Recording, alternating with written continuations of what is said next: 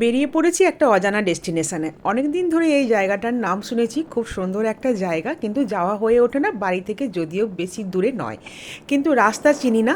আর দেখো এই যে হাইওয়ে ধরে যাচ্ছি, আর তারপরের ভেতরের রাস্তাটা কিন্তু একদম গ্রামের মধ্য দিয়ে, একদম সবুজ শস্য শ্যামল গ্রামের ভেতর দিয়ে আমবাগান কলা বাগান, রাস্তার ভিউ কিন্তু চমৎকার। আর এখন যখন আমরা বেরিয়েছি মোটামুটি ওই 3:30 মতো বাজে, লাঞ্চ টাঞ্চ করে নিয়ে ফ্রেশ হয়ে বেরিয়েছি। চুলটা ভেজা তাই চুল খোলা, আর আমার না এরকম চুল হাওয়ায় উঠলে ভীষণ ভালো লাগে, এই কথাটা তোমাদেরকে আমি আগেও বলেছি। আর জাস্ট দেখো, এই যে বললাম গ্রামের ভেতর দিয়ে রাস্তা, একদম গ্রিনারিতে ভরা, খালি খালি, বেশ মানে ক্রাউডস নেই যে সিটির ক্রাউডসটা। আর অবশেষে আমরা কিন্তু মানুষজনকে রাস্তায় অনেকজনকে জিজ্ঞেস করতে করতে আমাদের ডেস্টিনেশনে এসে পৌঁছেছি। চলো দেখো কোথায় এলাম। তো আমরা রাস্তা জানতাম না চন্দননগর থেকে, এখন আমরা এই যে লাহিড়ী বাবার আশ্রমে এসে পৌঁছেছি। আর এখানে কিন্তু দেখছি এখন বেশ ভিড়, দেখো ভালো ভিড় আছে, এত গাড়ি আছে, মানে কিন্তু গাড়িতে করে মানুষজন এসেছে, তো ভালোই ভিড় আছে, কিন্তু এখনও যদিও সেরকম সিজন আসেনি। তো এই যে লাহিড়ী বাবার আশ্রমের গেট, চলো ভেতরে যায় আর দেখি কি আছে ভেতরে। আমি অনেকদিন থেকে শুনেছি লাহিড়ী বাবার আশ্রমে আসার জন্য, কিন্তু আসতে পারিনি, আজকে এসেছি একটু সময় বার করে।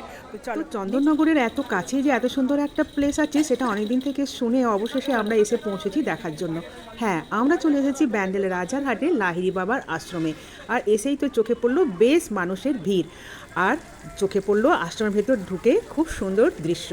শিব ঠাকুর ফাউন্টেনের কাছে রাখা, তারপর দেখো খুব সুন্দর হাতি, আর অনেক ফ্লাওয়ার, প্রচুর গ্রিনারি, প্রচুর ফ্লাওয়ার। যেটা সবচেয়ে বেশি ভালো লাগলো এই গোলাপ গাছের এত সুন্দর সুন্দর কালার দেখে। আর শীতকালে তো গোলাপ ফুলগুলো অনেক বড় বড় ফোটে, আর এখানে ছিল গোলাপের প্রচুর ভ্যারাইটিস, একটা একটা ডিফারেন্ট কালার, একটা কালারও একটা কালারের সঙ্গে ম্যাচ করবে না, এত সুন্দর লাগছিল, দু চোখ ভরে দেখলাম। এখন আমরা যাচ্ছি মেন আশ্রমে। এতক্ষণ আমরা সারাউন্ডিংটা দেখছিলাম, বাইরে মানে আশ্রমের বাইরে কী কী আছে। তো এই এখন আমরা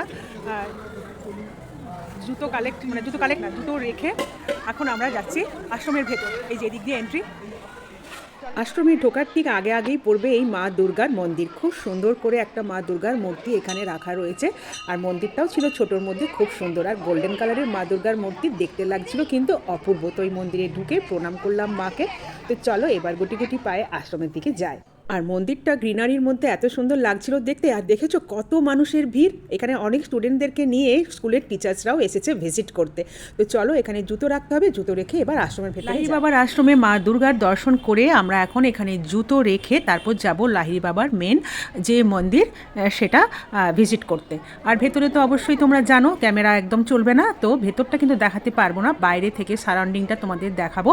আর দেখো প্রচুর স্টুডেন্ট সেদিনকে এসেছিলো স্কুল থেকে, প্রচুর টিচার্সরা স্টুডেন্টদের সঙ্গে ছিল, তো বেশ ভিড় ছিল কিন্তু আমরা যেদিন গিয়েছিলাম।